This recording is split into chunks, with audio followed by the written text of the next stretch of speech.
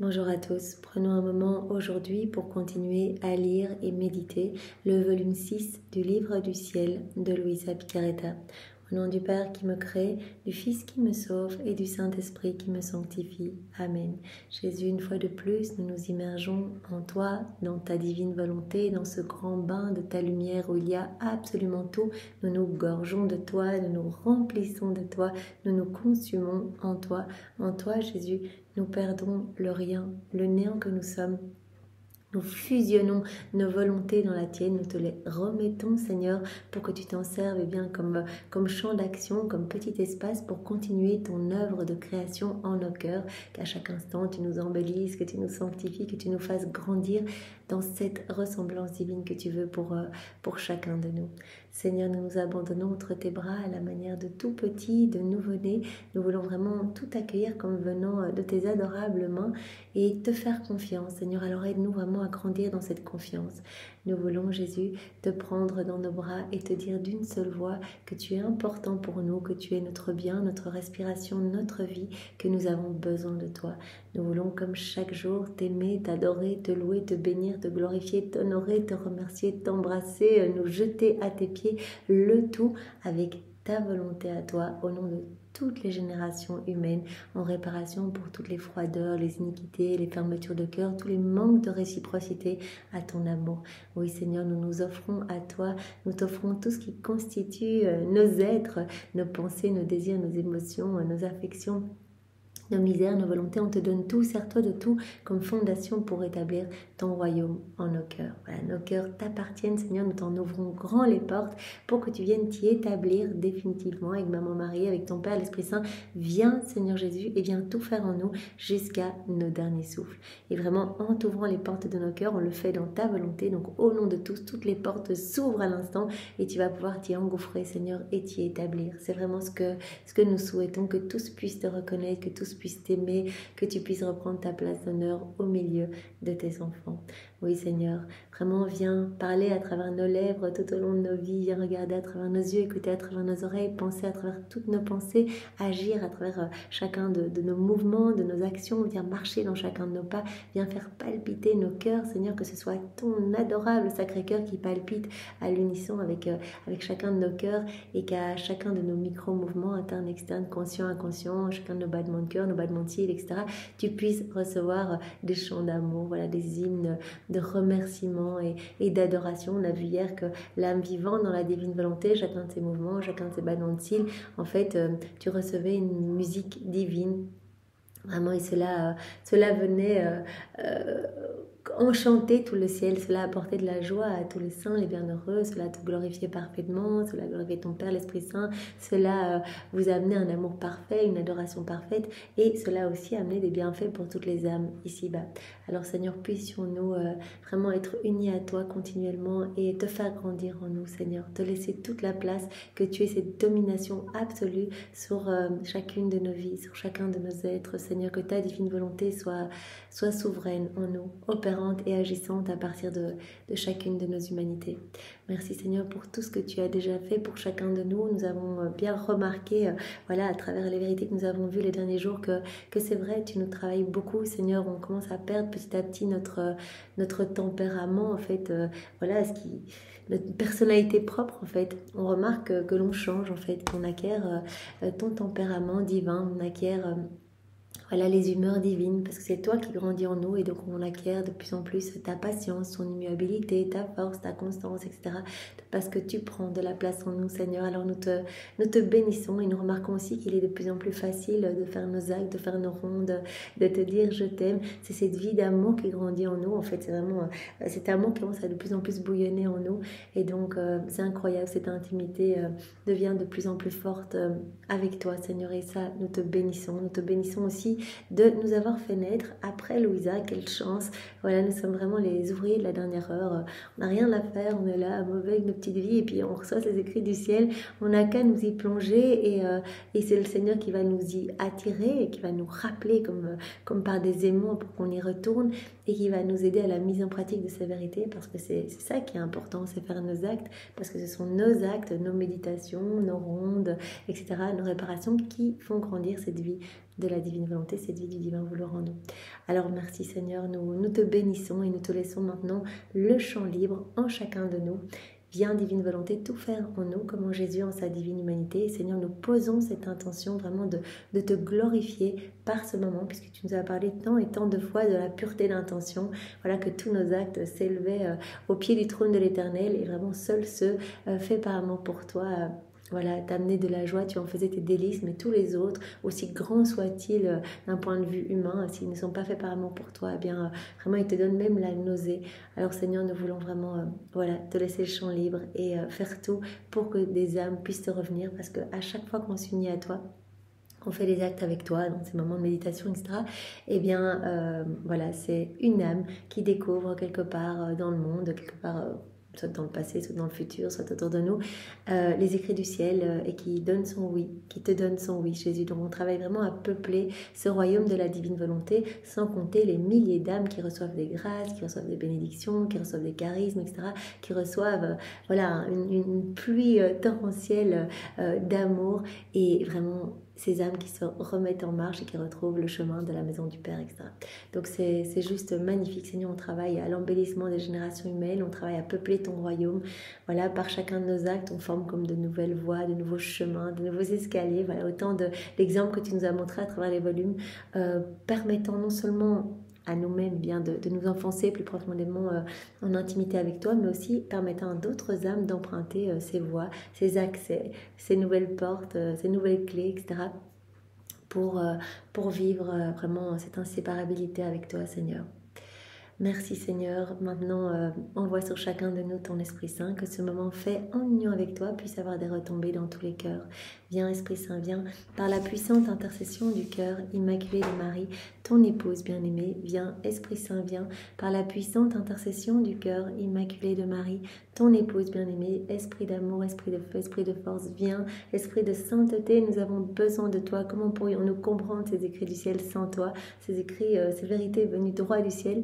Alors viens nous toucher, Esprit Saint, viens nous saisir, viens nous embraser, viens par la puissante intercession du cœur immaculé de Marie, ton épouse bien-aimée, Maman Marie. Eh bien, nous nous jetons dans tes bras, nous voulons rester tout le temps de cette méditation, vraiment sur tes genoux, tout faire sous ton regard maternel, et vraiment, voilà, nous voulons vraiment que nous enfermer dans ton cœur pour ne pas passer un seul instant en dehors de la divine volonté. Et nous te demandons, maman, par tes adorables mains immaculées, bien de nous attacher à ton cœur et au cœur de Jésus. Et nous te demandons, voilà, comme nous le demandons souvent dans cette neuvaine, dans ce mois d'ailleurs, ce mois, par exemple le mois d'août ou le mois d'octobre, peu importe, chaque mois marial, où nous sommes invités à reméditer ce livre bleu, Marie, Reine du Royaume de la Divine Volonté. Eh bien, Marie donne à nos âmes à chaque instant une gorgée de la Divine Volonté, donne à nos âmes le baiser de paix de la Divine Volonté, et voilà, et garde-nous dans tes bras et fais de nous, eh bien, tes fidèles copines. Nous te prenons vraiment comme modèle, maman. Jésus nous a dit dans un passage ultérieur, Jésus, tu nous as dit que vraiment les âmes vivant dans la Divine Volonté, c'était les favorites de la grâce, c'était vraiment les favorites de la Trinité, les favorites de ta maman, en fait. Vraiment qu'elle intercédait nuit et jour, qu'elle était en prière nuit et jour pour que ces âmes, eh bien, restent et fassent plus d'actes dans la divine volonté, et ces soleils irradiants amenant des bienfaits à toutes les âmes ici-bas et de la joie partout dans le ciel. Alors Marie, nous restons dans tes bras et nous te demandons de nous guider sur ce chemin pour que nous puissions voilà, un jour complètement recevoir ce don. Pour le moment, Jésus nous prête sa volonté, mais nous désirons ardemment recevoir ce don, atteindre ce 4e niveau de vie dans la divine volonté, devenir pur amour, pure lumière, pour qu'il n'y ait pas de temps de séparation dans le ciel, et que nous puissions directement nous unir à ton Saint-Fils dans sa gloire. Voilà, et à toi, maman. Alors, merci maman de nous guider sur ce chemin.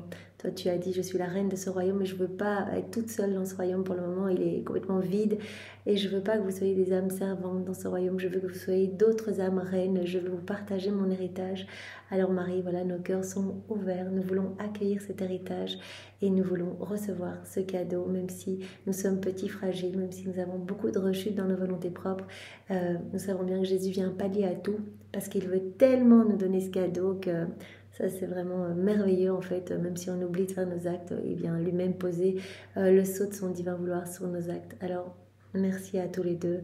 Et nous greffons nos cœurs entre vos deux cœurs pour que nos cœurs s'alimentent continuellement de vos vies, de vos amours respectifs, de vos désirs, tout ce que vous êtes. Voilà, on veut rester avec vous et nous consacrer à vos deux cœurs unis, et consacrer le monde entier.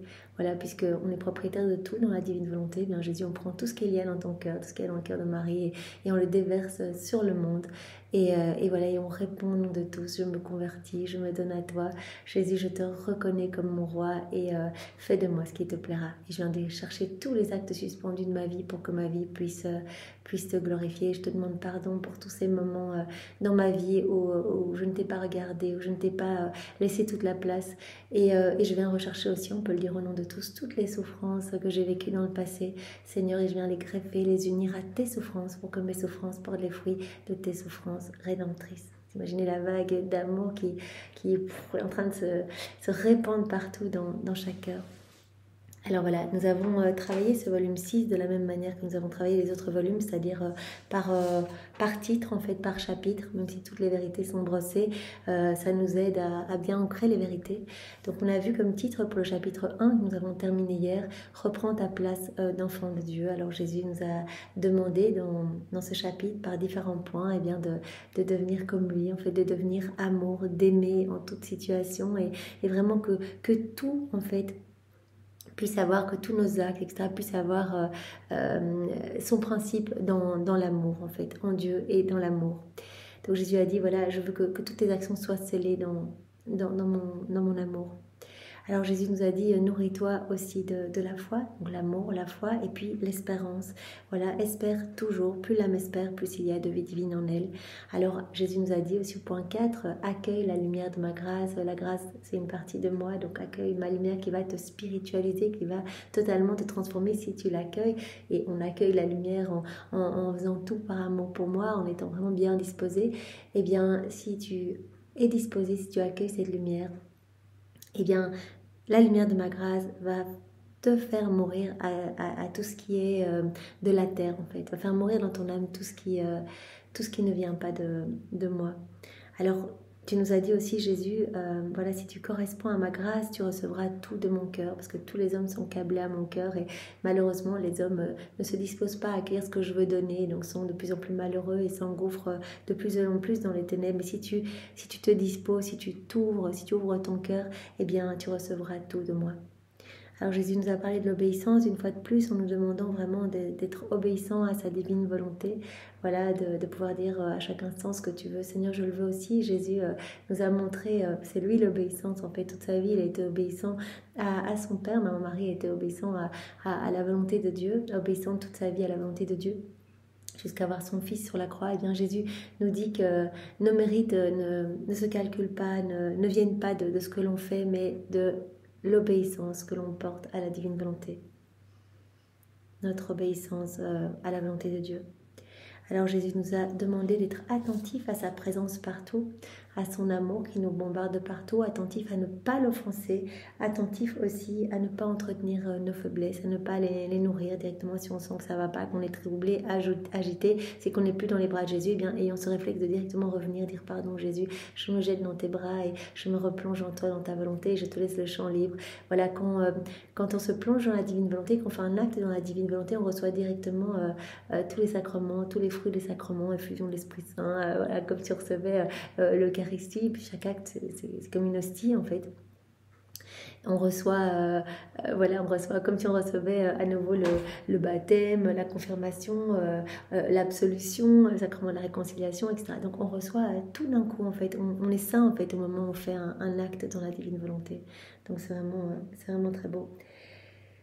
Alors Jésus voilà, nous a dit aussi sois humble, l'humilité c'est vraiment important, et en fait Jésus est en train de nous conduire petit à petit, on l'a remarqué, il ne veut pas seulement qu'on soit humble mais qu'on aille jusqu'à notre anéantissement. En fait l'humilité elle va de pair avec la connaissance de soi, et puis qu'on puisse reconnaître qu'on n'est rien du tout sans Dieu, qu'on ne peut pas faire un mouvement, un pas sans Dieu, en fait que c'est lui qui nous maintient par son souffle divin, tout comme il maintient toute la création, et qu'on puisse offrir notre rien, mais accepter vraiment d'être dépouillé de tout, vidé de tout, et offrir notre rien, et plonger notre rien dans le tout qu'est Dieu pour être rempli de ce tout. Voilà, Jésus ne peut pas créer si on est tout rempli de nous-mêmes, si on est rempli de notre volonté propre, qu'on a nos idées sur tout, etc.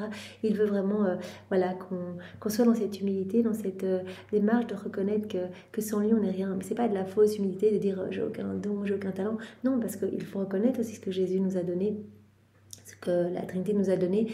Mais c'est de dire tout vient de toi et je ne peux rien faire de bon sans toi, Seigneur. Voilà. Alors Jésus nous a demandé aussi cette persévérance, cette constance dans le bien. Voilà, il nous appelle en fait à faire nos actes de manière constante, de manière persévérante. Il va nous le rappeler tout au long des 36 volumes, l'importance d'un acte de plus. Un acte de plus compte, comme dit Jésus, c'est une tournée de l'éternel. Vraiment, c'est un soleil irradiant qui ne s'arrêtera jamais, etc. Donc c'est magnifique, chaque acte est une vie divine qui comprend absolument tout. Donc l'importance de faire un acte de plus. Donc cette constance, cette persévérance, faire notre prière le matin, notre acte préalable, et puis tout au long de la journée, voilà, appeler Jésus dans nos actions. Et c'est quelque chose qu'il va nous donner. Au début, on a fait vraiment ce petit effort, et puis en fait, ça va devenir de plus en plus naturel. Alors Jésus nous a demandé aussi de nous détacher de tout et de nous attacher qu'à lui seul, qu'aux choses du ciel, qu'aux vérités du livre du ciel, etc. Nous délecter des choses du ciel. Et en fait, petit à petit, au plus on va faire nos actes, au plus nos sens vont se dégager et on va vraiment voir l'amour de Dieu partout et on va vraiment ressentir cette joie en fait d'être aimé à chaque instant. Et il va désobstruer vraiment nos sens qui s'étaient obstrués depuis la chute d'Adam. Alors Jésus nous a demandé également de rester en paix, en fait, d'être vraiment dans la patience. En fait, l'âme qui est patiente, c'est le signe qu'elle est remplie de Dieu. Si on s'agite, c'est qu'on n'est plus uni à Jésus. Voilà. Donc Jésus avait dit, garde ta paix comme ton plus grand trésor, et pour éviter le trouble, eh bien, tu dois tendre complètement vers moi. En fait, tout doit tendre vers moi, tu ne dois penser qu'à moi, ne regarder que moi, ne parler que de moi. Voilà, tes pensées ne doivent être tournées que vers moi, tes mains ne doivent agir que pour les choses du ciel, que pour me ramener des âmes, que pour moi, que pour me glorifier. Tes pieds ne doivent marcher que vers moi, etc. Donc toute ton aide doit tendre vers moi, en fait. Et alors tu connaîtras vraiment cette paix profonde. Alors Jésus nous a demandé voilà, cette confiance en fait, parce que la foi sans la confiance, elle est totalement stérile. Donc il nous a demandé de lui faire confiance, c'était ce qui le glorifiait le plus en fait. Vraiment être comme des bébés et ne pas chercher le pourquoi du comment de telle situation, mais dire Seigneur, voilà, tu l'autorises dans ma vie, parce que tout ce qui m'arrive dans la divine volonté, c'est toi qui l'autorises pour quelque chose, et je te fais confiance parce que je t'aime et que tu m'aimes et que je suis ton enfant chéri. Alors je sais que tu voudras que tu veux le meilleur pour moi et que voilà, tu sais combien de cheveux j'ai sur la tête, alors évidemment que tu connais exactement tout ce que je vis et que tu l'autorises pour quelque chose. Voilà, je m'abandonne à toi. Donc cela glorifie Jésus quand on craint tout de nous-mêmes et qu'on est dans cette pleine confiance en lui. Jésus nous avait dit également qu'on devait tout lui offrir au nom de tous parce qu'on est une seule famille et donc on peut, comme les rois mages, offrir continuellement lors de notre volonté l'encens, nos adorations, nos prières unies à celles de Maman Marie, unies à celles de tous les saints de tous les temps, ces prières et ces adorations qu'on peut refaire dans la divine volonté, et on peut offrir la myrrhe de nos souffrances. Voilà, unir toutes nos petites souffrances, ne perdons rien, offrons tout et Jésus va recevoir ce cadeau au nom de tous. Alors Jésus nous avait dit aussi, voilà, accueille tes croix, tes souffrances avec résignation et amour. C'est vraiment un thème qui revient tout le temps. La croix, la souffrance, c'est un cadeau, un amour, cadeau d'amour, de prédilection que Jésus nous donne pour notre sanctification, la voie accélérée de la sanctification. Jésus dit, la croix, elle rend l'âme totalement lumineuse, elle remet de l'ordre dans l'âme. Elle va permettre à l'âme de totalement ressusciter. Ça va être comme une bombe dans l'âme qui va pulvériser en fait les palais de vice, etc. Et à la place, il construit des palais de vertu. Donc les souffrances sont en fait comme des semences de vertu pour l'âme. Et la croix, en fait, les souffrances vont détruire dans l'âme le royaume du monde, le royaume de la chair, le royaume de Satan, pour y construire à la place royaume spirituel, royaume divin et royaume éternel. Donc c'est vraiment, Jésus dit, c'est vraiment à travers les souffrances que ma vie divine se manifeste le plus. Donc Jésus, voilà, il a souffert toute sa vie. Donc Jésus dit, moi, je me suis, en fait, la chose dans laquelle je me suis le plus délectée, c'est la souffrance en fait, parce que pas pour la souffrance, mais parce que je voyais à travers mes souffrances toutes les âmes qui allaient être sauvées, etc., à travers les siècles, et je prouvais mon amour à mon Père à travers mes souffrances. Toutes ces souffrances, je les offre à mon Père pour dire, voilà, Père, je t'aime, au nom de tous, je répare, au nom de tous, etc. Et Jésus a refait toutes nos vies, il a repris tous nos actes, tout déconnecté de sa divine volonté. Il a tout souffert, il a tout vaincu avec sa volonté humaine, il a tout souffert. En fait, il a tout refait avec sa divine volonté au prix de souffrances horribles dans tout son corps, des épines à n'en plus finir, mais ça se passait à l'intérieur, des épines dans sa tête, des clous innombrables. Des clous pour chaque acte déconnecté de sa volonté, des clous dans ses pieds pour chaque pas déconnecté de sa volonté, des épines dans ses yeux pour chaque regard déconnecté de sa volonté. Donc on peut imaginer vraiment les souffrances inouïes depuis la seconde 1 de son incarnation jusqu'à sa mort. Donc Jésus dit, voilà, la croix c'est vraiment une de mes qualités en fait. Vraiment, c'est la chose dans laquelle mon humanité s'est le plus délectée en fait. Donc voilà, accueille ces croix et fais-moi confiance en fait. C'est vrai qu'on a tendance un peu à se rebeller dans les croix, mais voyons ce cadeau, comme Jésus nous avait montré, ouais, ces pierres précieuses qu'il a envoyées sur les âmes, c'était les croix, ou ce petit fruit avec cette petite pelure épineuse. Et Jésus dit, mais je suis dans chacune des croix en fait, parce que la croix, elle m'incarne dans l'âme et elle incarne l'âme en moi. Donc il faut prendre le temps de retirer cette petite pelure en fait, et vous me trouvez en fait. Je suis dans chacune des souffrances. Donc voilà, accueillez. Et je crois qu'on a tous des souffrances plus ou moins grandes. Et bien voilà, Jésus nous rappelle tant et plus vraiment les fruits énormes qui découlent des souffrances offertes. Fruits non seulement pour chacune de nos âmes, mais aussi pour toute l'humanité entière, pour tous les hommes. Voilà, la croix, elle précède toujours la gloire. La croix, c'est le pain de la béatitude éternelle. Voilà, la croix, elle devient lumière en fait dans le ciel, comme voilà les saints qui ont le plus souffert sur la terre. Eh bien, on avait vu dans le volume précédent le jour de la croix en fait. Eh bien, ils étaient avec des croix lumineuses. C'était ceux qui étaient le plus glorifiés dans le ciel. Vraiment très très beau. Alors Jésus nous a dit, dernier point de ce chapitre 1, donc viens vivre dans ma volonté. Alors, Jésus nous a d'abord parlé de la résignation à sa volonté, qui est le premier pas à faire, qui désaveugle complètement l'âme. Mais voilà, il faut qu'on aille plus loin et qu'on se consume complètement dans sa divine volonté. Alors Jésus nous a dit, l'âme qui vit en moi, elle est tout en fait. Elle va être propriétaire de tout, tout lui appartiendra, etc. Alors l'âme qui vit en moi, elle m'honore à chaque instant, elle me glorifie, elle m'aime, mais parfaitement. Elle n'ira pas au purgatoire parce qu'il n'y aura pas ces petits vides d'amour dans son âme en fait. Elle devient petit à petit pur amour. Son âme se remplit de plus en plus. J'élargis les frontières du royaume de la divine volonté dans son âme à chaque acte qu'elle fait. Et je dilate son âme aussi pour y déverser plus de mon amour. Vraiment, notre âme devient un réceptacle de plus en plus grand de l'amour de Dieu. On a été créé pour être des exutoires de l'amour de Dieu, pour être ces petits réceptacles, accueillir tout cet amour et y répondre continuellement. Donc l'âme qui vit en moi, qui vit dans ma volonté, elle est totalement identifiée à mon humanité et j'en fais ma résidence. C'est mon ciel sur la terre en fait. Comme mon humanité à moi était mon ciel, eh bien voilà, quand je suis montée voilà, à mon ascension, eh bien j'ai besoin d'avoir des âmes qui se donnent à moi, qui me servent de résidence. Donc j'utilise vos humanités, comme vous me donnez vos oui, pour continuer ma vie à travers vous. L'âme qui vit en moi, elle est consumée en moi et elle possède ma puissance divine. Elle ne connaît pas d'inquiétude, puisque l'âme qui vit dans la divine volonté, voilà, il n'y a pas ce trouble, parce qu'on accueille tout, en fait, on fait confiance. On sait que ça vient de Dieu pour notre bien. Donc même si extérieurement ça paraît affreux, enfin, si on regarde la vie de Louisa, pour quelqu'un qui ne croit pas, on se dirait mais c'est juste déprimant, elle est dans son lit, elle ne mange pas, elle vomit sa nourriture, elle voit personne, voilà, elle a des états de pétrification, etc. Mais en fait c'est juste magnifique, quoi, tout ce qu'elle a vécu, voir Jésus tous les jours, etc. Donc voilà, l'âme qui vit en moi, elle accueille tout. Donc elle n'est pas dans le trouble, elle n'est pas dans l'inquiétude, elle accueille tout. Et elle se réjouit de ce qui lui arrive. Voilà, elle entend dans les calomnies, les contrariétés, la voix de son bien-aimé lui dire « Ma fille, je veux que tu souffres un peu. Je veux que tu grandisses à ma ressemblance. Là, je veux que tu te détaches des choses de la terre, etc. » Alors, l'âme qui vit en moi, nous a dit Jésus, elle reconnaît ma souveraineté, elle me laisse dominer complètement son âme. Elle est complètement liée à moi, donc elle va être liée au prochain.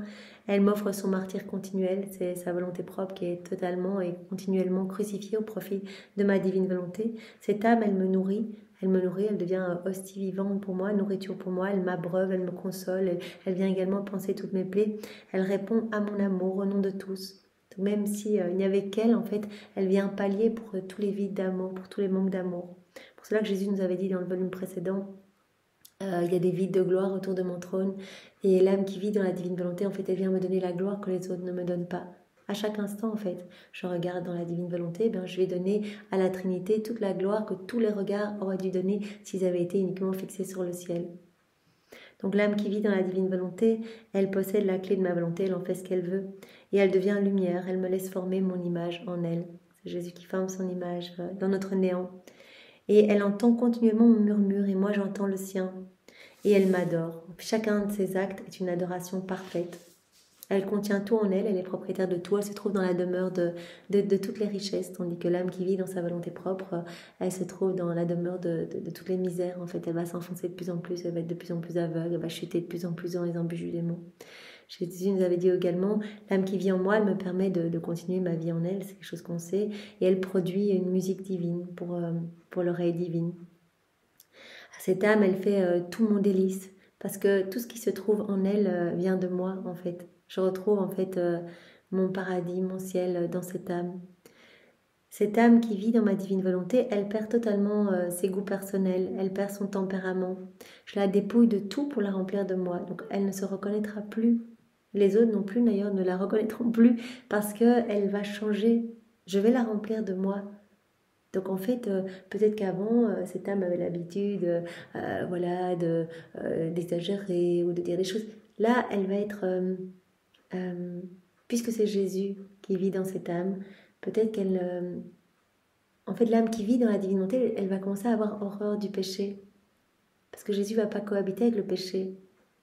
Donc il nous purifie de telle manière que le péché paraît de plus en plus horrible. Donc on ne supporte même plus un tout petit péché. Et peut-être qu'auparavant, eh bien, nous avions l'habitude de régulièrement faire ces péchés en disant ça va, c'est un petit péché véniel, etc. Mais là, en fait, on a les sens de plus en plus aiguisés. Et les péchés, vraiment, on va les avoir en horreur. Ça va être le travail de Jésus en nous. Donc l'âme ne se reconnaîtra plus du tout. Et puis, ce qu'elle aimait faire, même dans les choses saintes, eh bien, elle va être dépouillée de tout pour être remplie de Dieu. Alors Jésus nous avait dit, voilà, unis-toi à mon humanité et à ma volonté. Et si tu t'unis à ma volonté et à mon humanité, en fait mon humanité étant comme ce petit voile cachant ma divinité, eh bien si tu t'unis à ma volonté et à mon humanité, tu vas t'unir immédiatement à ma divinité. Voilà, parce que mon humanité est comme ce petit miroir à travers lequel l'âme peut voir ma divinité. Et Jésus avait terminé en disant, voilà, chéris ma volonté plus que tout. En fait, il n'y a rien de plus beau. La vie dans la divine volonté, c'est le prodige des prodiges, c'est le miracle des miracles. Il n'y a rien de plus magnifique. Alors, quand Louisa se disait, mais Seigneur, je ne ressens ni la souffrance, je ne te vois pas. Donc moi, c'est mes deux amis fidèles, la souffrance et ta présence.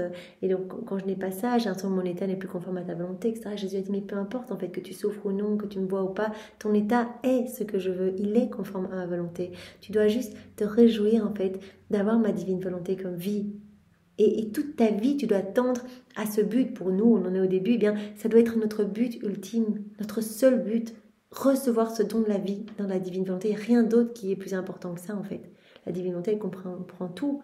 Si on a la divine volonté qui est opérante en nous, eh bien, on aura cette joie profonde, cette paix profonde, on glorifiera continuellement la Trinité, on sera les plus grands missionnaires qui soient. Voilà, on concourra à tout le bien sur la terre et dans le ciel, etc. Et voilà, et surtout, Jésus nous travaillera de telle sorte que voilà, on grandira dans sa sainteté à lui. Plus une sainteté humaine, mais sa sainteté à lui. Voilà, alors aujourd'hui, nous allons voir le chapitre 2 qui est très court. On va juste le voir aujourd'hui, quelques points seulement. Jésus qui nous dit, laisse-moi t'enseigner au sujet des vertus. Alors, voilà, on a vu déjà, on en a déjà parlé, que Jésus va progressivement, donc au départ, il nous parle, etc. Et il nous rend vertueux, en fait. Voilà, il nous apprend l'obéissance, etc. Mais on va comprendre que c'est pas la finalité. Jésus, il veut qu'on soit pur amour, c'est-à-dire que ce soit l'amour qui prenne toute la place, que toutes les vertus soient fondues, soient absorbées dans l'amour. Donc, les vertus vont disparaître, on les sentira même plus. Ce que Jésus veut, c'est qu'on soit comme lui, totalement amour en fait. Alors, le premier point qu'on va voir, c'est le chemin des vertus est facile pour ceux qui l'empruntent, à la date du 15 mai 1905.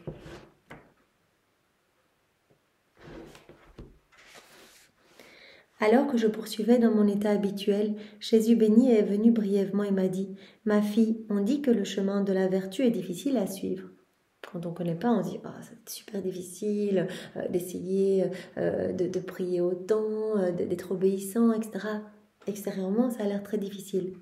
C'est faux. Ce chemin est difficile à suivre pour l'âme qui ne s'y engage pas. Si on ne s'y engage pas, c'est trop difficile. On n'arrivera pas, on va essayer une fois d'être obéissant, on va dire non, trop difficile, etc. C'est difficile pour l'âme qui ne s'y engage pas parce que ne connaissant ni les grâces ni les consolations qu'elle pourrait recevoir de Dieu, pas plus que son aide pour cheminer, ce chemin lui semble difficile et n'avançant pas, elle ressent tout le poids du voyage.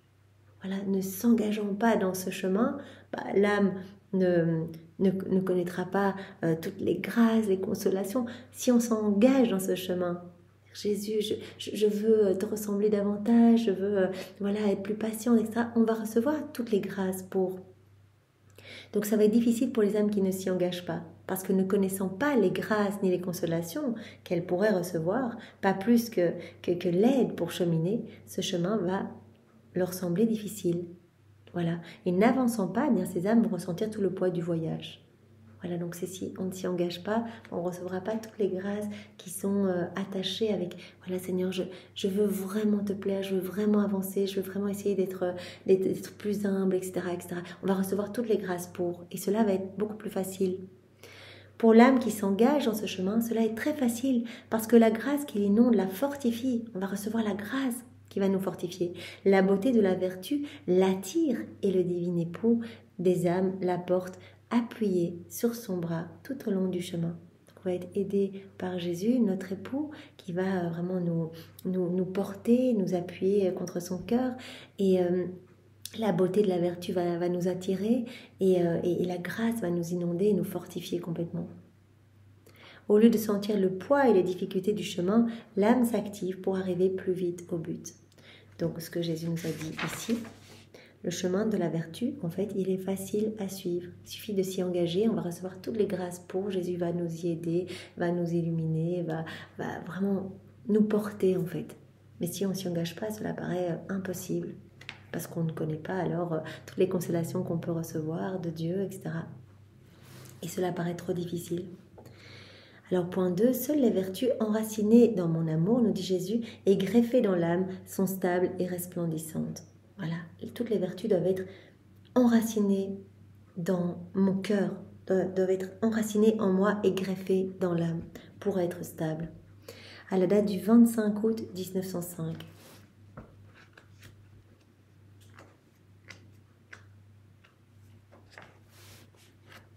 En venant ce matin, Jésus béni m'a dit « Ma fille, la créature doit habiter dans mon cœur, et ses vertus doivent être enracinées dans mon cœur et se développer dans son propre cœur. » Toutes les vertus doivent être enracinées dans mon cœur et se développer dans son cœur à elle. Autrement, elle n'aurait que des vertus naturelles et instables, alors que les vertus dont les racines sont dans mon cœur et qui se développent dans le cœur de la créature, alors elles sont stables, elles s'adaptent à tous les temps et à toutes les circonstances, elles sont valables pour tous. Donc si elles sont enracinées dans mon cœur et qu'elles se développent dans l'âme qui veut être, avoir ces vertus, alors ces vertus vont être vraiment stables et vont être valables pour tous. Il arrive que des gens éprouvent une charité illimitée pour quelqu'un, pour qui ils sont tout feu et qu'ils font de vrais sacrifices. Et pour qui ils voudraient même donner leur vie. Donc Jésus va prendre différents exemples pour nous montrer que si les vertus ne sont pas enracinées dans son cœur et greffées dans nos âmes, et bien en fait ces vertus ne sont pas stables, ne sont pas resplendissantes. Donc vraiment une personne super charitable qui donnerait sa vie pour une autre personne, et bien si elle voit une autre personne, dans l'exemple de Jésus, si une autre personne se présente, une personne peut-être dans un plus grand besoin que la première, eh bien il est possible que la scène change complètement. Voilà. Si la vertu de la charité n'est pas enracinée dans le cœur de Jésus, eh bien elle va être totalement instable. Devant une personne, on va être super charitable et une autre qui est peut-être même plus dans le besoin, on va changer et on va rien lui donner. Une autre personne se présente, une personne peut-être dans un plus grand besoin que la première et la scène change complètement, on se montre froid envers elle, on ne veut même pas faire le sacrifice de l'écouter ou de lui parler. Tout irrité, on la renvoie. Est-ce là la charité dont la racine est fixée dans mon cœur ? Certainement pas. C'est plutôt une charité vicieuse, toute humaine, qui semble fleurir à un moment et qui s'achève qui s'assèche et disparaît à un autre. Donc Jésus nous montre bien l'importance que toutes les vertus puissent vraiment avoir leurs racines dans son cœur à lui, être enracinées dans son cœur à lui et se développer dans notre cœur. Si ce n'est pas le cas, on va avoir cette instabilité, comme dans cet exemple, voilà, on est charitable envers une personne, puis une autre personne arrive, et en fait, là on est irrité, on laisse tomber, on parle même pas, on remballe la personne. Est-ce là la charité dont la racine est fixée dans mon cœur? Certainement pas, nous dit Jésus. C'est une charité alors vicieuse, qui est vraiment humaine, qui fleurit à un moment, et à un autre moment ne fleurit plus, qui s'assèche et disparaît. Alors, autre exemple, d'autres gens sont obéissants envers une personne, soumis et humbles, ils sont comme des chiffons vis-à-vis de cette personne, de sorte que cette personne peut faire d'eux ce qu'elle veut. Mais envers une autre personne, ils sont désobéissants, récalcitrants et orgueilleux. Est-ce là l'obéissance sortie de mon cœur, qui a obéi à tout, même à ses bourreaux? Certainement pas. Donc Jésus nous montre que si ce n'est pas ancré dans son cœur, c'est pas stable en fait. Nos vertus ne sont pas stables. L'obéissance, on peut être super obéissant à quelqu'un, et puis une autre personne, on va pas du tout lui obéir, on va être arrogant, on va être orgueilleux, etc. Jésus dit, c'est pas l'obéissance qui est greffée à mon cœur, qui prend racine dans mon cœur. C'est pas l'obéissance qui sort de mon cœur, moi qui ai obéi même à mes bourreaux. D'autres gens sont patients en certaines occasions, peut-être même au milieu de graves souffrances. Ils semblent être des agneaux qui n'ouvrent même pas la bouche pour se plaindre. À d'autres occasions, au milieu d'autres souffrances, peut-être plus petites, ils deviennent furieux, s'irritent et lancent des injures. Est-ce là la patience dont la racine est fixée dans mon cœur? Certes non. Donc à nouveau, pour la patience, si la patience n'est pas sortie du cœur de Jésus, n'a pas ses racines dans le cœur de Jésus, de nouveau ça va être l'instabilité, on va être patient avec une personne, et puis mais super patient, presque comme un agneau qui n'ouvre pas la bouche, et puis avec une autre on va s'irriter, on va crier, etc. On va lancer des injures, comme Jésus dit ici, devenir furieux, etc. Donc ce n'est pas la patience dont la racine est fixée dans mon cœur. D'autres sont parfois pleins de ferveur, ils prient beaucoup jusqu'à négliger leur devoir d'état. À un autre moment, à la suite d'une rencontre un peu déplaisante, ils deviennent froids et abandonnent la prière au point de négliger les prières d'obligation. Est-ce là l'esprit de prière par lequel je suis arrivé jusqu'à suer du sang, à éprouver l'agonie de la mort? Donc Jésus dit certainement pas.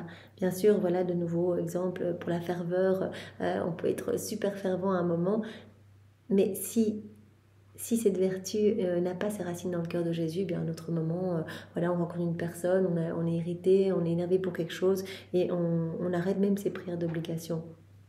Alors Jésus dit, alors ça c'est pas du tout l'esprit de prière par lequel je suis arrivé jusqu'à suer du sang, à éprouver l'agonie de la mort. On pourrait parler ainsi au sujet de toutes les vertus, toutes les autres vertus. Seules les vertus enracinées dans mon cœur et greffées dans l'âme sont stables et resplendissantes. Les autres, alors qu'elles apparaissent comme des vertus, sont des vices. Elles semblent lumineuses alors qu'elles sont ténèbres. Voilà, marquées par l'instabilité humaine. Donc Jésus dit, les vertus stables et resplendissantes, doivent avoir leurs racines dans mon cœur et doivent s'implanter, se greffer dans votre âme, à vous en fait. Elles semblent lumineuses alors qu'elles sont ténèbres. Cela dit, Jésus disparut. Point 3. Les misères humaines peuvent servir à stimuler les vertus. Parfois, nos misères peuvent faire s'épanouir les vertus en nous, dans nos cœurs. À la date du 24 octobre 1905.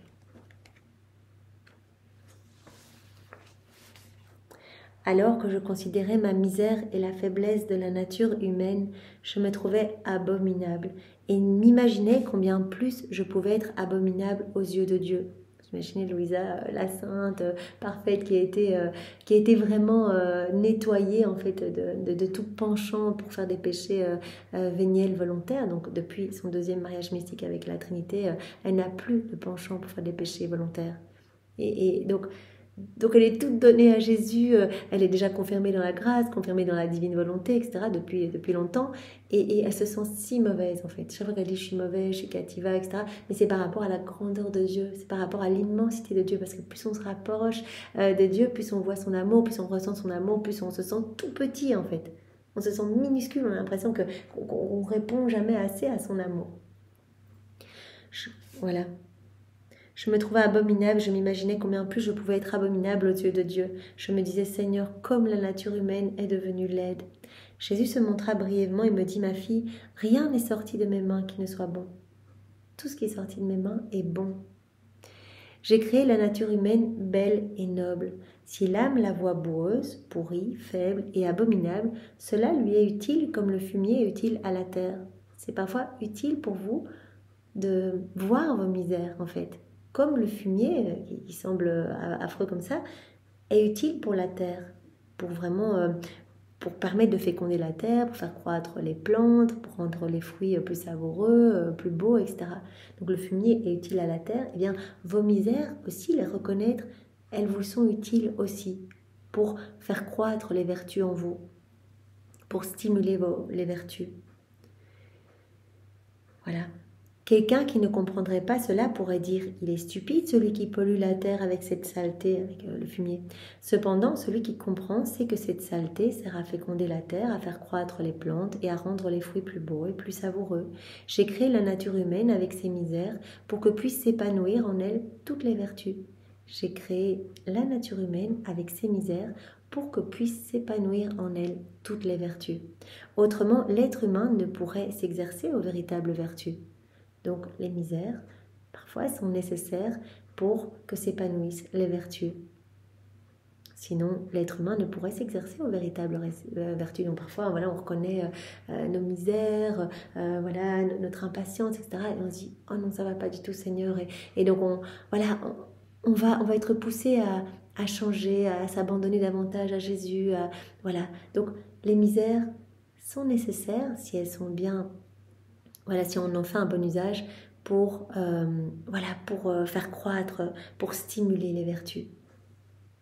Je vis alors en esprit la nature humaine comme pleine de trous dans lesquels se trouvait du fumier et de la boue, donc toutes les misères. De là sortaient des branches chargées de fleurs et de fruits. Ainsi, je compris que tout est dans l'usage que l'on fait des choses, y compris de nos propres misères. Donc elle voit la nature humaine pleine de trous. Et dans ces trous, elle voit comme du fumier, de la boue, mais de ces trous, en fait, de ce fumier sort des belles branches avec des beaux fruits, des belles fleurs, etc. Donc tout est dans l'usage que l'on fait des choses, y compris de nos propres misères. Donc servons-nous de nos misères, eh bien, comme voilà, pour permettre vraiment de stimuler nos vertus, en fait. Voilà, de dire, Seigneur, en fait, là, je me rends compte que j'ai chuté, je reviens dans tes bras, je m'abandonne davantage, voilà, Jésus autorise aussi, voilà, parfois ces chutes aussi pour travailler notre humilité aussi. Voilà. Alors, point 4, ma parole est féconde et elle fait germer les vertus dans l'âme. À la date du 12 décembre 1905. Je poursuivais dans mon état habituel et dès sa venue, Jésus béni me dit « Ma fille, quand la créature fait le bien, une lumière émane d'elle et va vers le Créateur. » On fait du bien, on fait le bien, et bien il y a comme une lumière qui sort de notre âme et qui monte vers la Trinité. Cette lumière donne gloire au Créateur de la lumière, et embellit l'âme d'une beauté divine. Donc on devient, voilà, notre âme s'embellit quand on fait des bonnes choses, etc. Et on glorifie la Trinité. Ensuite, je vis mon confesseur prendre le livre écrit par moi pour le lire. Donc ici, écrit du ciel. Il était accompagné de notre Seigneur qui dit « Ma parole, elle est pluie, elle est féconde, comme la pluie est féconde pour la terre. » La pluie est importante, elle est féconde pour la terre. Eh bien, Jésus dit « Ma parole, elle est comme une pluie féconde pour vos âmes. » On peut savoir si ce qui est écrit dans ce livre est la pluie de ma parole, si elle est féconde et qu'elle fait germer la vertu. Donc voilà, au plus on va se plonger dans ces écrits du ciel, au plus voilà, notre âme va être comme nourrie en fait. Jésus nous donne à chaque fois quelque chose, il nous parle de l'obéissance, il va nous donner cela, la semence du bien dont il nous parle. Il ne fait pas que nous enseigner, il place dans notre cœur ce dont il nous parle. Donc c'est une pluie bienfaisante pour notre âme, comme une pluie bienfaisante pour la terre. Voilà, donc on reçoit. Donc comme dit Jésus, ici on peut savoir si ce qui est écrit dans ce livre, ici les écrits du ciel, est la pluie de ma parole, si elle est féconde et qu'elle fait germer la vertu. Donc voilà, les paroles de Jésus sont pour chacune d'elles, chacune des vérités est une vie divine sortie du sein de Dieu comme une naissance pour nous travailler, pour nous façonner, pour nous embellir. Donc quelque chose se passe à chaque fois que nous méditons. Pour chaque vérité, voilà, Jésus est en train de mettre quelque chose de beau dans notre âme en fait. C'est trop beau. Là, ici, on voit que Jésus veut nous rendre totalement amour, qu'il veut nous faire passer par les vertus pour que ces vertus soient absorbées dans l'amour et qu'on devienne comme lui, pur amour. C'est intéressant de se dire à chaque fois qu'on reçoit une vérité, tiens, qu'est-ce qu'aujourd'hui Jésus veut me donner? Qu'est-ce qu'il me donne à travers cette vérité? Parce qu'il donne à chaque fois quelque chose. Si on est disposé, qu'on est attentif et qu'on accueille, eh bien on va recevoir. On reçoit cela et au plus on va mastiquer ces vérités, au plus cela va, c'est comme si on venait nourrir ces semences. Donc cela grandit en nous. Alors, point 5, plus l'âme s'approche de moi, plus ses vertus se transforment en amour. Vous voyez, ces vertus vont être absorbées dans l'amour. Parce que Jésus, il veut mais qu'on fasse tout avec lui, qu'on soit unis à lui et qu'on devienne amour. C'est lui l'amour et il veut qu'on devienne amour.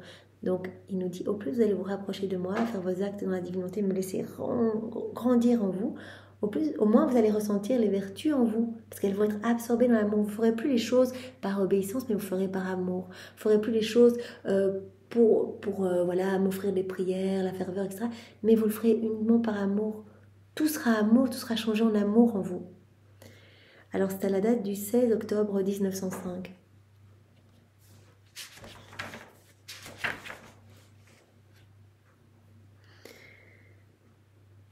J'avais lu un livre traitant des vertus et j'étais inquiète parce que je ne voyais en moi aucune vertu, si ce n'est que je veux aimer Jésus, que je le veux avec moi, que je l'aime et que je veux être aimée de lui. Elle est qu'amour en fait. Elle a lu un livre sur les vertus, elle s'est dit mais moi je ne ressens aucune des vertus, moi je veux juste aimer Jésus, je veux juste qu'il m'aime, je le veux juste avec moi à chaque instant. Je veux lui faire plaisir. Il me semblait que, hormis cela, rien de Dieu n'existait en moi. Moi, en fait, il n'y a que de l'amour pour Jésus. Je veux l'aimer, je veux qu'il m'aime et je veux qu'il soit avec moi. Mais je ne ressens aucune vertu en moi. Me trouvant dans mon état habituel, mon adorable Jésus me dit « Ma fille, plus l'âme arrive à son but, en s'approchant de la source de tous les biens, qu'est le véritable et parfait amour de Dieu, dans lequel tout sera submergé et où l'amour seul flottera comme étant le moteur de tout. Donc plus l'âme se rapproche de la source de tous les biens, la divine volonté, on ne se rapproche pas, c'est la source qui grandit en nous. C'est cette source, voilà, on devient propriétaire de la source de tous les biens, de toutes les joies, on devient propriétaire de tout. On possède la divine volonté comme vie. Donc plus l'âme va grandir en intimité avec moi, plus elle va faire ses actes, plus ma vie divine va grandir en elle. Donc, plus elle va se laisser remplir de cet amour parfait. Donc plus elle va s'approcher de la source de tous les biens, qui est le véritable et parfait amour de Dieu. Voilà. Dans lequel tout sera submergé, où l'amour seul flottera comme étant le moteur de tout, plus l'âme perd toutes les vertus qu'elle a pratiquées pendant son voyage. Elle ne va plus ressentir ses vertus. Elle a l'impression qu'elle les a perdues. Voilà. Ne misant plus sur l'amour, ne misant plus que sur l'amour et se reposant de tout dans l'amour. Voilà. Elle ne ressentira plus les vertus, elle fera tout par amour. Tout va être converti en amour. Toutes ces vertus qu'elle ressentait avant, etc., vont être absorbées dans l'amour. Donc tout sera fait uniquement par amour. Comme Louisa ici, elle dit, mais je ne sens pas de vertu en moi, j'ai l'impression que rien de Dieu n'existe en moi, en fait, toutes ces vertus. Moi, tout ce que je veux, c'est aimer Jésus, qu'il m'aime, qu'il soit près de moi. Je fais juste ça par amour, en fait, tout ce que je fais. Donc c'est ça que Jésus dit. Plus l'âme arrive à son but en s'approchant de la source de tous les biens qu'est le véritable et parfait amour de Dieu, voilà, plus l'âme perd toutes les vertus qu'elle a pratiquées pendant son voyage, ne misant plus que sur l'amour et se reposant de tout dans l'amour. Les bienheureux dans le ciel ne perdent-ils pas tout au profit de l'amour? Dans le ciel, c'est que de l'amour. Plus l'âme avance, moins elle éprouve le labeur des vertus. On ne sent plus en fait qu'on est en train de faire « Ah là, je vais faire mes petites prières, je vais faire ça par obéissance, etc. » En fait, il n'y a plus ce labeur à faire. Donc on a l'impression qu'on n'a pas ces vertus, parce que tout a été noyé dans l'amour. Mais en fait, on le fait par amour. Plus l'âme avance, moins elle éprouve le labeur des vertus, parce qu'en investissant les vertus, l'amour les transforme en lui-même. Donc en fait, nos journées vont devenir prières continuelles sans que ce soit difficile. On va se réveiller, notre âme va louer le Seigneur, va le bénir, va l'adorer au nom de tous, va lui dire bonjour au nom de tous, etc. Mais rien ne sera difficile, rien n'est fait de manière difficile. C'est l'amour qui prend toute la place, c'est Jésus qui fait en nous. Plus l'âme avance, moins elle éprouve le labeur des vertus, parce qu'en investissant les vertus, l'amour les transforme en lui-même. L'amour va comme absorber toutes les vertus. va les transformer en lui-même, les gardant au repos en elle, comme de nobles princesses. Alors l'âme ne perçoit plus les vertus, celles-ci se trouvant dans l'amour plus belle, plus pure, plus parfaite, plus enrichie. Voilà, l'âme ne perçoit plus les vertus en tant que telles, perçoit cet amour brûlant. Mais comme dit Jésus ici, celles-ci se trouvent dans l'amour, mais encore plus belles. Elles sont plus pures, plus parfaites, plus riches, plus enrichies, etc. Si l'âme les percevait, ce serait signe qu'elles sont séparées de l'amour. Quand on perçoit bien les vertus, c'est qu'elles sont séparées de l'amour. Mais quand elles sont englobées dans l'amour, on ne les ressent plus. On ne ressent plus non plus le labeur des vertus. Supposons par exemple qu'une âme reçoive un ordre et qu'elle obéisse pour acquérir la vertu, pour sacrifier sa propre volonté ou toute autre raison du genre. En faisant ainsi, elle perçoit qu'elle exerce l'obéissance, elle sent la peine, elle sent le sacrifice que la vertu d'obéissance lui impose. On lui demande quelque chose et elle va obéir, elle va sentir cette peine, elle va sentir le sacrifice, etc. Elle sent le labeur des vertus, de cette vertu-là. Elle sent le sacrifice que la vertu d'obéissance lui impose. Supposons maintenant qu'une autre âme s'exécute non par obéissance à la personne qui commande, mais en sachant que Dieu serait mécontent de sa désobéissance. Donc elle le fait juste par amour pour Dieu. Elle voit Dieu en la personne qui commande. Elle voit Dieu derrière la personne qui lui donne l'ordre. Et par son amour pour Dieu, elle sacrifie tout et elle obéit. Donc il y a plus de labeur à obéir, etc., à ressentir la difficulté, le sacrifice de l'obéissance, etc. C'est par amour. Voilà, on me demande ça, j'obéis Seigneur parce que je sais que tu aimes l'obéissance et que ça te déplairait que je sois désobéissante, je t'aime, je ne veux pas te blesser. Donc tout devient léger, tout est fait par amour. Par son amour pour Dieu, elle sacrifie tout et obéit. Elle ne s'aperçoit pas qu'elle obéit, mais seulement qu'elle aime. Voilà, donc c'est l'amour qui englobe tout, toutes les vertus. C'est pour cela qu'on ne les ressent plus, on ne ressent plus la difficulté à pratiquer ces vertus, le labeur des vertus, etc. Mais on ressent juste l'amour qui bouillonne. C'est ça que Jésus veut en fait, que tout soit englouti dans son amour, qu'on devienne juste amour en fait. Courage donc dans ton cheminement, plus tu avanceras, plus tu goûteras, même ici-bas, la béatitude éternelle de l'unique et véritable amour. Voilà, comme tous les saints dans le ciel, voilà, cette béatitude éternelle, béatitude de l'unique et véritable amour. Donc devient amour et on peut déjà le vivre ici-bas sur la terre. Voilà, en laissant Jésus prendre toute la place en nous, c'est Jésus l'amour. Donc voilà, laissons-lui le champ libre complet et notre âme sera gorgée de plus en plus de cet amour et cela débordera de partout. Alors il y avait encore un point mais qu'on avait déjà vu dans un autre passage, donc les vertus qui font acquérir plus d'amitié avec Dieu, mais par contre quand on vit dans la divine volonté, qu'on est totalement consumé en Dieu, et bien là on acquiert alors la puissance divine en fait. Nos actes ont cette puissance créatrice. Donc les vertus sont utiles pour ouvrir les trésors célestes, pour grandir en amitié avec Dieu. Mais Jésus nous a dit, il n'y a que vraiment en se plongeant dans ma volonté et en s'unissant à moi, en me laissant tout faire à partir de votre humanité, que vous allez acquérir cette puissance divine. On peut relire ce passage qui fait 2 lignes, donc à la date du 17 juin 1904.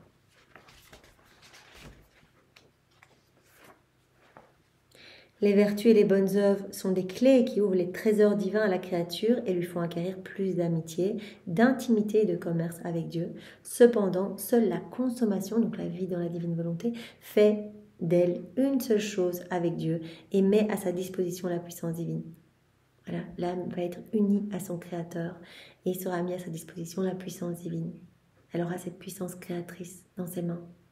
Chaque acte sera vraiment... sera régi par cette puissance créatrice. Voilà, donc on va arrêter ici pour aujourd'hui. Donc vous avez vu, ce chapitre 2 est très court, donc qui avait trait aux vertus, mais nous avons bien compris que Jésus veut nous amener plus loin. En fait, il ne veut pas qu'on soit juste vertueux. Donc il nous parle de ces vertus, l'obéissance, etc. Mais pour nous amener à devenir pur amour, en fait, que tout soit englouti dans son amour, qu'on soit en fait d'autres lui sur la terre, que nos vies soient des imitations de sa vie. Et qu'on fasse tout uniquement par amour, qu'on ne ressente plus la difficulté à être patient, assis à ça, mais qu'on le fasse uniquement par amour en fait. Il veut vraiment qu'on déborde d'amour pour lui, qu'on voit son amour partout et qu'on y réponde continuellement. Et vraiment, au plus on va faire des actes, au plus cela va être facile. On va l'aimer de plus en plus et il n'y aura plus rien qui sera vraiment difficile à mettre en place. Juste par amour. c'est normal, on lui rend cet amour, on voit son amour partout, on y répond au nom de tous, on est blessé si les autres personnes, par exemple, chuchotent ou papotent à la messe, ou que sais-je, des manques de respect envers Jésus eucharistique, etc. Et bien en fait, c'est par amour pour lui qu'on va réparer, qu'on va se mettre à genoux, qu'on va ressentir sa propre souffrance en nous, en fait. Donc voilà, c'est très beau tout ce qu'on a vu aujourd'hui. Merci Seigneur de nous avoir enseigné au sujet des vertus, de nous avoir fait vraiment comprendre que plus on allait s'approcher de toi, plus toutes ces vertus allaient se transformer en amour. C'est ce que tu attends en fait pour nous. Et vraiment quand on va complètement vivre uni à toi dans ta volonté, voilà, te laisser toute la place, eh bien tout ne sera qu'amour en nous. Sois béni Seigneur, et pour te remercier, nous t'offrons l'amour de Maman Marie, nous t'offrons ses prières, ses caresses, son Immaculée Conception, son Assomption, tout ce qu'il y a dans son cœur, ses baisers, ses étreintes, voilà, nous t'enveloppons sous son manteau céleste et nous t'offrons également l'amour de ton Père, l'amour de l'Esprit Saint, l'amour trinitaire. Nous t'offrons tout ton amour que toi tu as placé partout dans la création, dans l'œuvre de la rédemption et dans chaque sacrement. On t'offre tous les actes d'amour de tous les saints, de tous les temps, refaits dans ta divine volonté. On t'offre tous les actes accomplis dans ta divine volonté par Adam, dans son état d'innocence, par Maman Marie, par Louisa, par les âmes à la suite de Louisa. On t'offre tes attributs divins et Seigneur, on t'aime avec la lumière du soleil, avec la chaleur du soleil, avec l'immensité des cieux, avec la puissance du vent, avec la force des vagues, avec l'humilité de la terre, avec la pureté de l'eau. Voilà, on t'aime avec tes propres attributs, Seigneur, et on te chante et on te loue avec les anges, les saints, et on te demande vraiment de nous donner ce don, de nous rendre amour, Seigneur. Vraiment, donne-nous ce don et rends-nous pur amour, vraiment pour que nous puissions, être cette torche brûlante et te glorifier par nos vies, Seigneur. C'est vraiment ce que nous voulons, ne pas perdre un seul instant ici-bas, mais que tout puisse t'amener de la joie et des âmes. Sois béni, Seigneur. Au nom du Père et du Fils et du Saint-Esprit. Amen. Passez une belle journée à tous. Soyez tous bénis. Au revoir.